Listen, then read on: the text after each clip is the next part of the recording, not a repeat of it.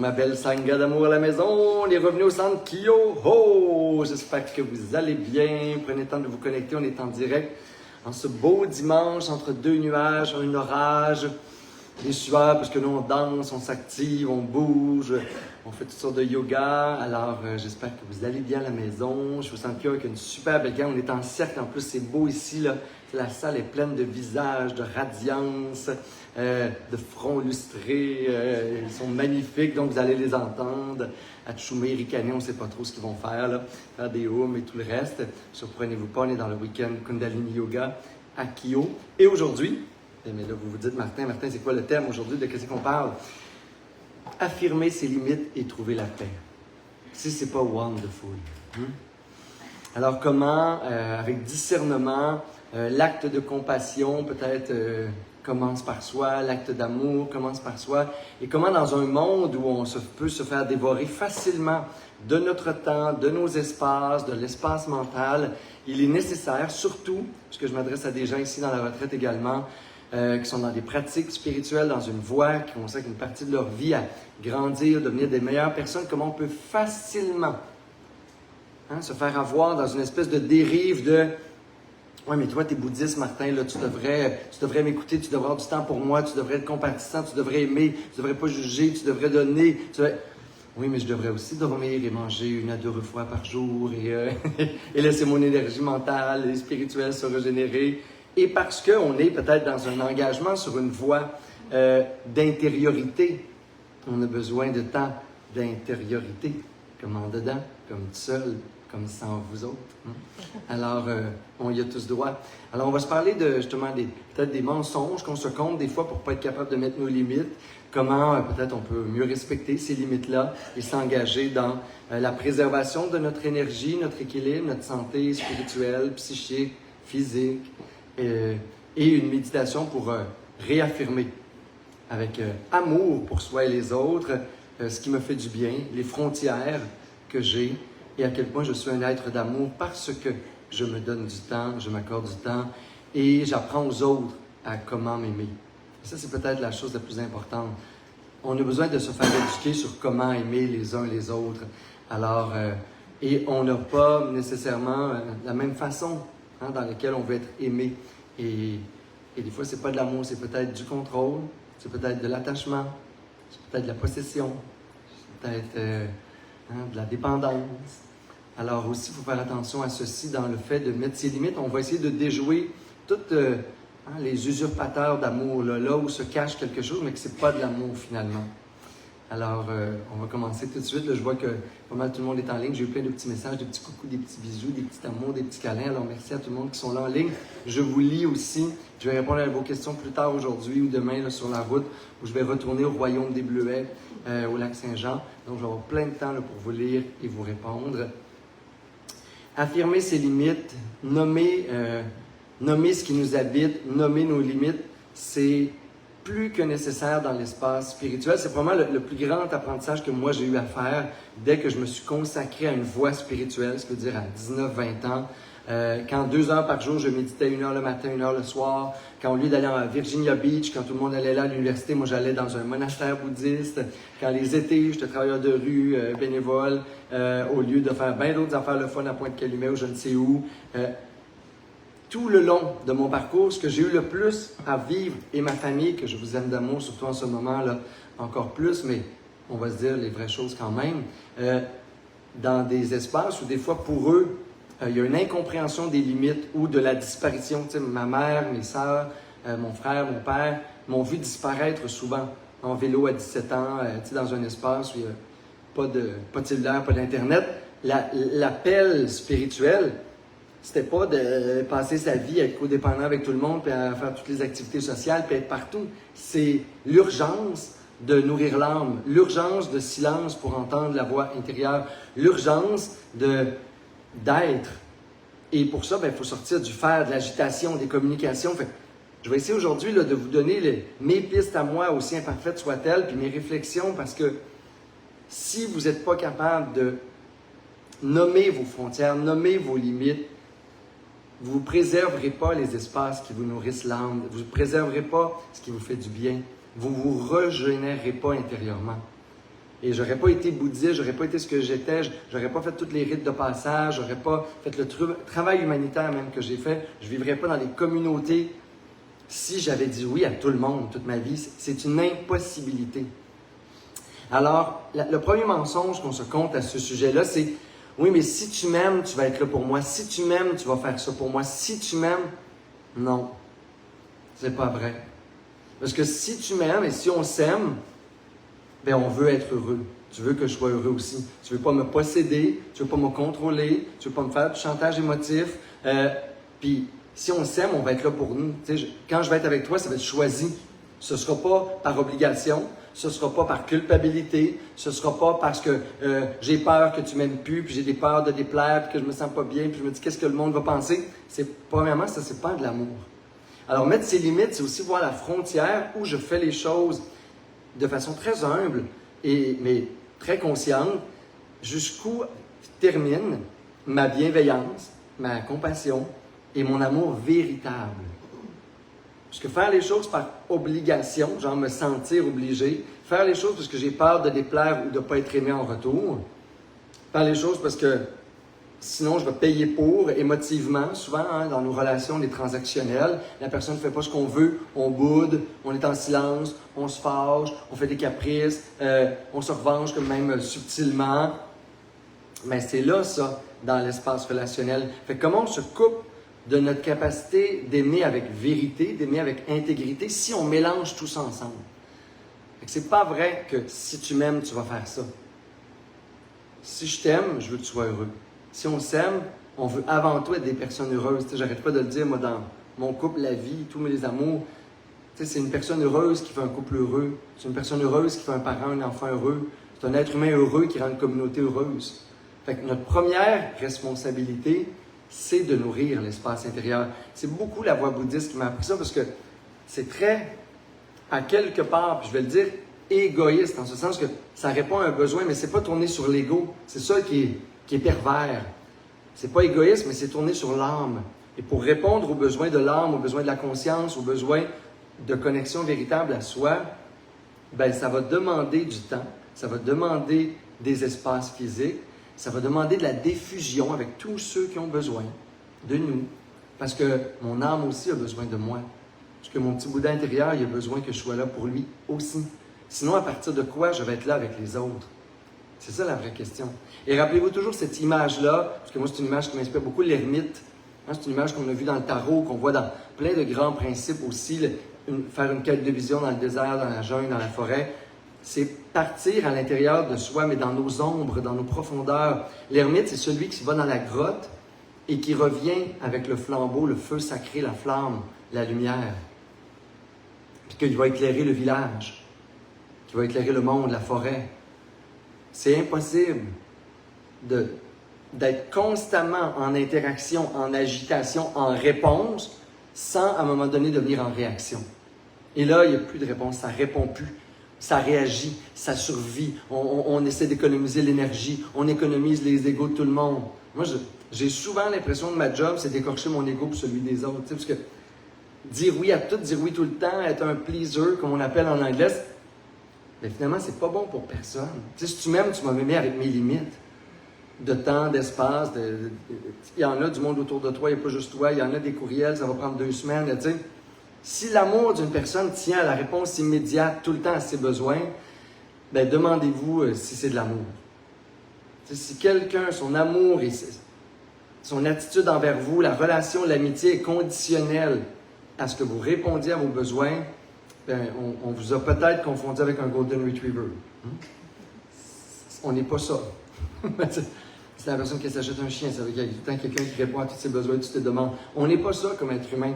On n'appartient à personne.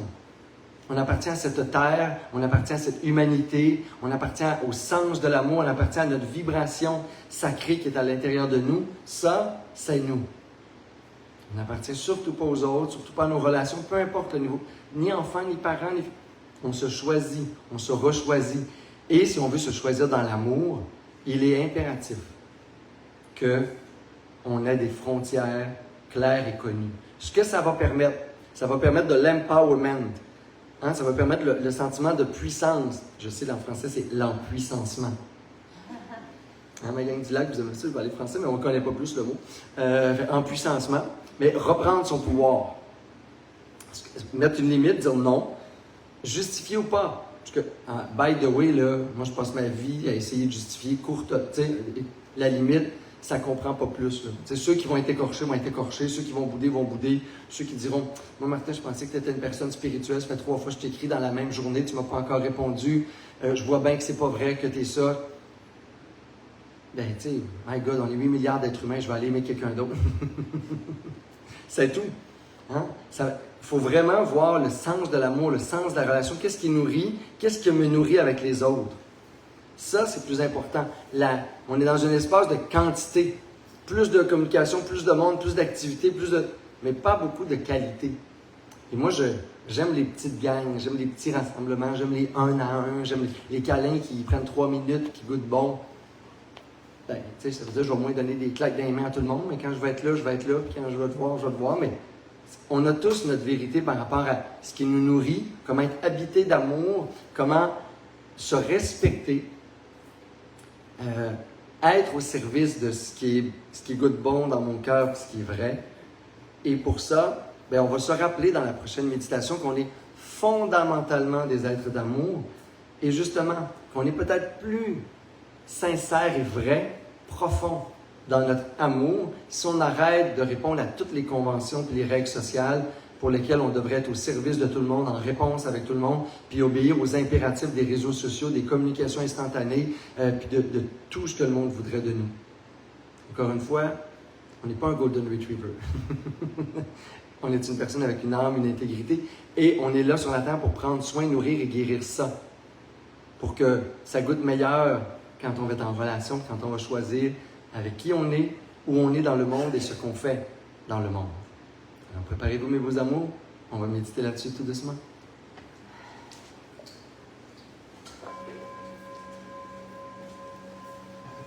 T'as peut-être pas entendu, on a fait un petit son. Alors ici, dans ce climat tropical humide des Laurentides du Québec, on va prendre quelques belles respirations profondes et où que vous soyez à la maison, même chose. On veut une posture dans laquelle on va être capable d'activer la vigilance et la présence, peu importe quelle qu'elle soit.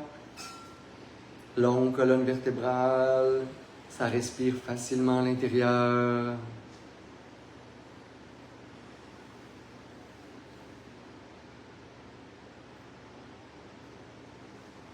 Je peux toujours prendre quelques respirations libératrices au début pour revenir à la maison, revenir au cœur.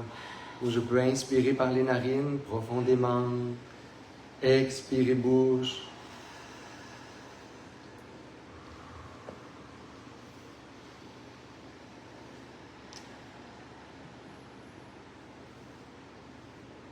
Un léger sourire sur les lèvres.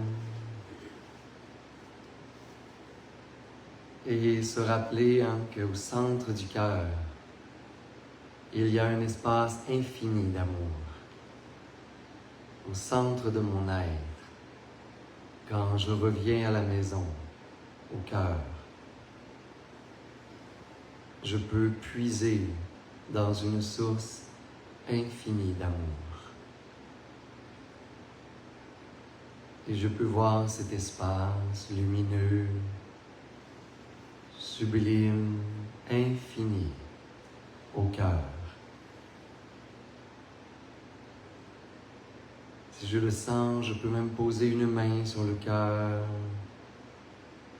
ressentir la respiration, ressentir toute mon humanité.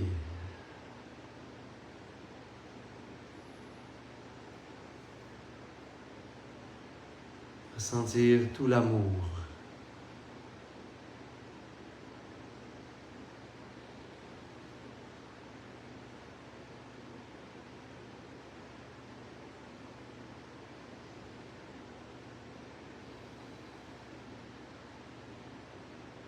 Pour être dans l'amour, je dois créer une vie, un mode de vie, des pratiques, des lieux, des espaces humains qui me permettent de me reconnecter à l'amour, à mon cœur, à mon âme.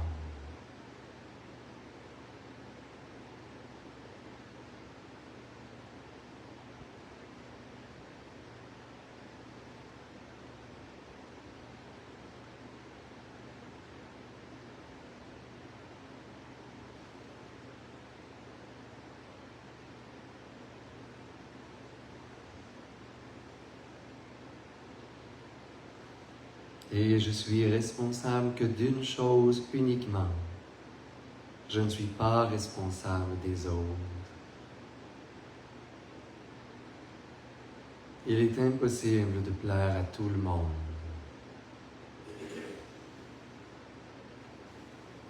Il est impossible de prendre soin de tous les gens sur la terre.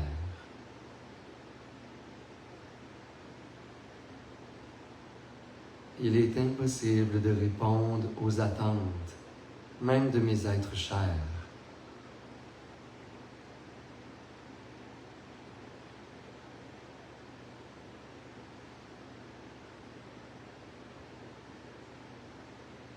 Mais il est possible de m'engager dans une vie où je vais constamment nourrir un espace de vérité, de sagesse, d'amour dans mon être, dans mon cœur, pour être au service de cet amour, cette sagesse, cette lumière.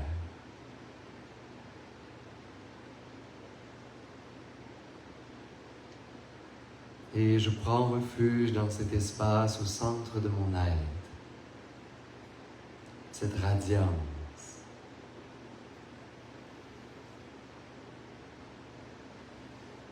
À laquelle je dois revenir sans cesse pour repuiser à cette source d'amour.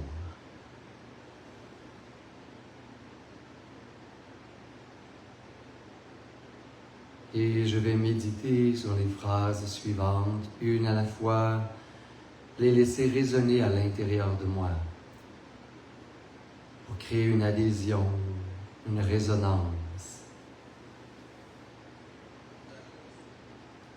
Je peux aimer sans me sacrifier. Je peux même la répéter intérieurement. Je peux aimer sans me sacrifier.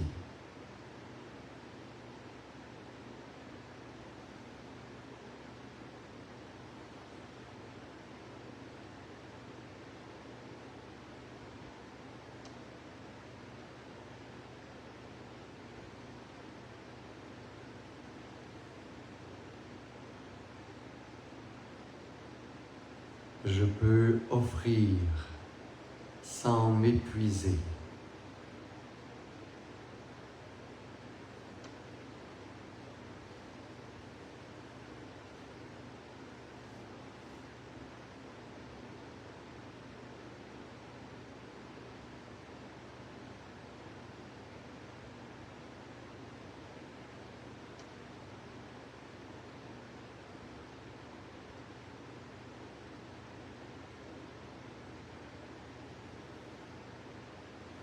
Je peux ouvrir mon cœur à tous les êtres sans me perdre.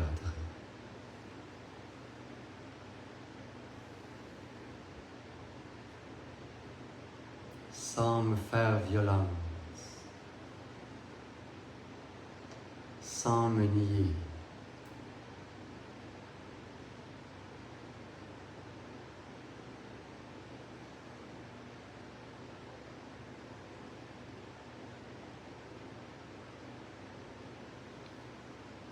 Il est possible d'aimer, d'offrir, d'accueillir en préservant mon intégrité, en honorant ma sagesse et mes vérités profondes. Et pour cela, j'ai besoin de temps pour moi. J'ai besoin de guérir, m'élever, m'épanouir, me reconstruire.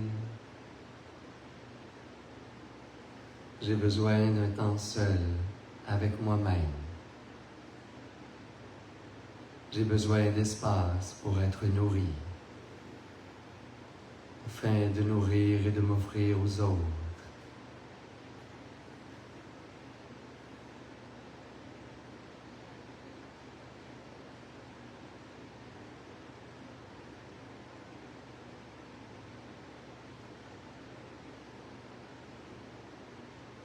Et chaque jour que je choisis l'amour, je me choisis, car l'amour est en moi. Je m'honore. Je choisis d'honorer ce qui est là dans mon cœur.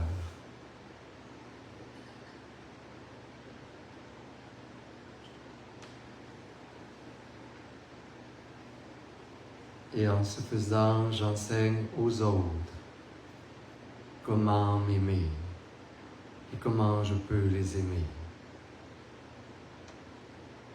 d'une façon encore plus vraie.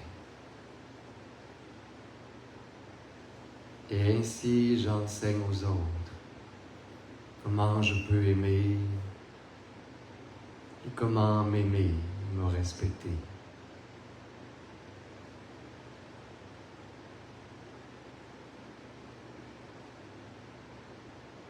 Et je peux imaginer une belle lumière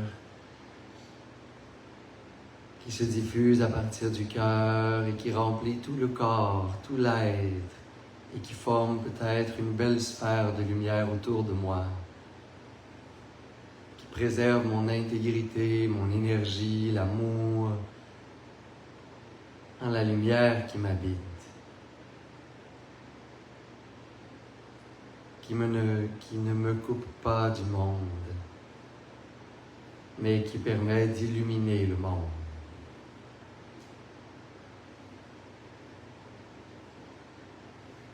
Et je reste dans ce sentiment d'être protégé, en sécurité,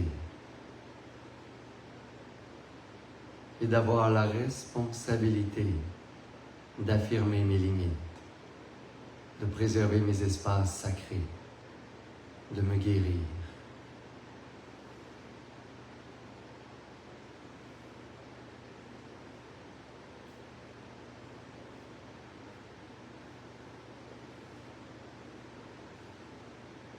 De prendre soin de ce qui en moi est fatigué ou souffre, ce qui a besoin en moi d'être aimé.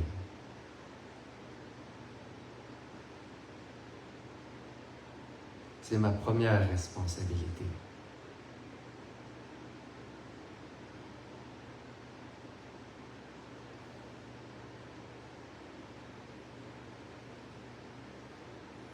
Et je respire dans cette belle lumière en prenant quelques respirations un peu plus profondes.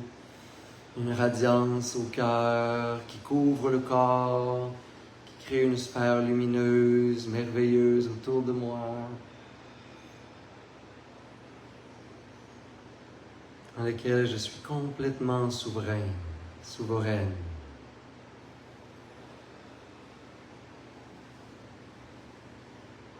Et je peux doucement amener les mains en namasté, les frotter ensemble avec un léger sourire.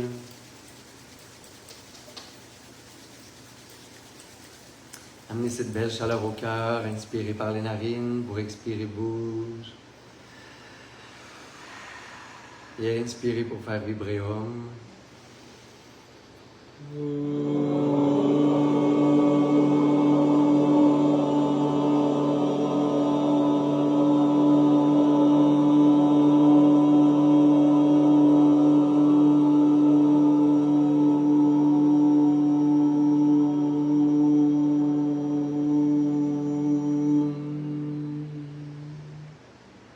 Namasté, mes beaux amours.